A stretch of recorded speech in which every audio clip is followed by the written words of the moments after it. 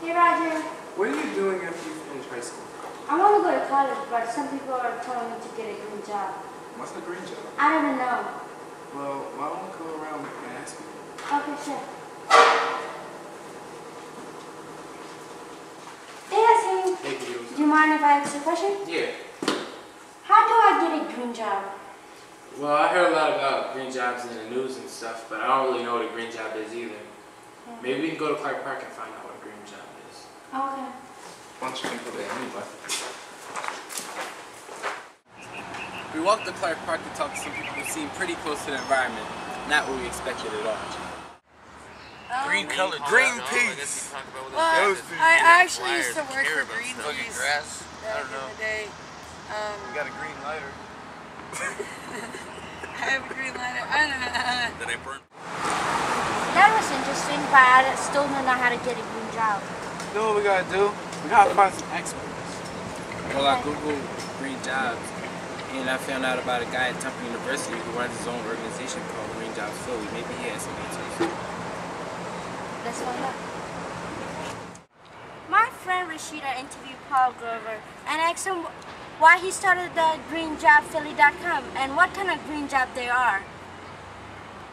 And so I thought that as an environmentalist it was important to take center stage in creating jobs and say that we can have jobs at the same time that we protect and improve the environment.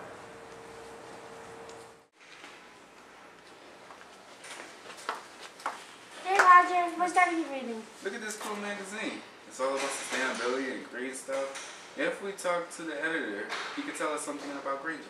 Oh, okay, that sounds nice. Let's go.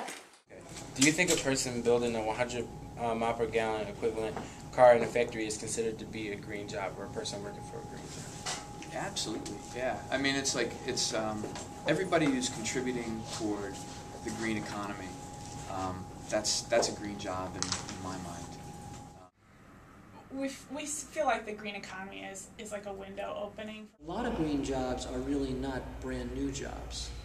They're jobs that take the current skills of workers who are manufacturing pieces of equipment for a variety of industries, but in this case now they're taking that same skill and they're now manufacturing solar panels, polysilicon solar panels to put on people's roofs so that they can take solar energy and convert it to electricity. I think initially, speaking of the organized labor part, what trade will probably get the most out of the green jobs is the laborers initially, because what happens with what we understand initially as a green job is winterization, and the idea of weatherization seems very basic, and it is very basic to start with, because it's sealing openings and maybe putting some caulking around windows and those kinds of things. But actually green jobs will evolve into a lot more crucial work, more critical work, like replacing windows and probably heating systems and duct work that goes from heating systems and those kinds of things. So green jobs, as we look at it right now, because a lot of folks are excited about the money coming here, and folks who have been out of work or folks who haven't been able to get a job are looking at it initially as an influenceable way to get to work. That's what I read in the paper today. I just found out that West Philly has an urban agriculture program. I had no idea until I just came here today. You built it last year. We learned that there are a lot of green jobs, including weatherization, Building green roofs, Solar installation. Urban farming. And building green cars.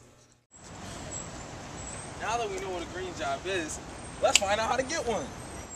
When your parents talk about reading, writing, arithmetic, that is key.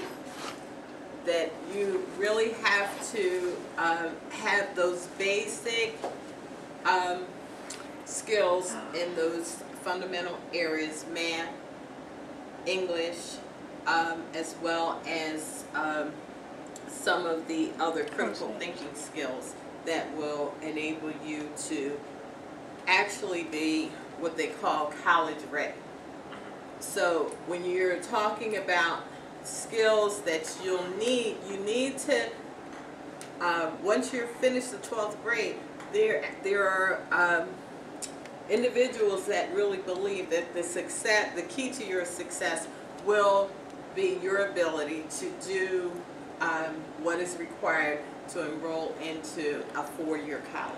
So you're saying that if you wanted a green job, you would have to come out of high school with the same skills that you would need to go into a 4-year college? Into a full-year college, and then pursue whatever that post-secondary education is. And like get a certification in that.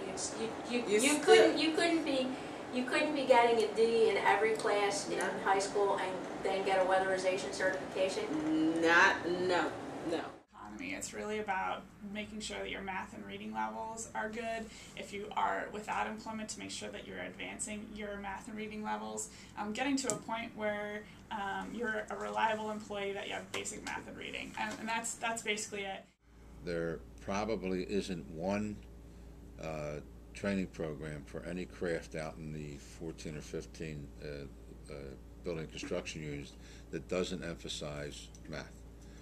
I think that the future of the automobile industry is going to change so dramatically that young people with your skills are going to be perfectly positioned, because I think the combination of the academic study that you're doing with hands-on work is what most employers really like to see. If you want a green job, you're going to have to stay in school, get your diploma, be really strong in math and English, and if you really want to succeed and get ahead, you're going to have to go to college. I know what a green job is now. I know how to get one too. Do anyone of you want one? I want one. I want one. I want one. I want one.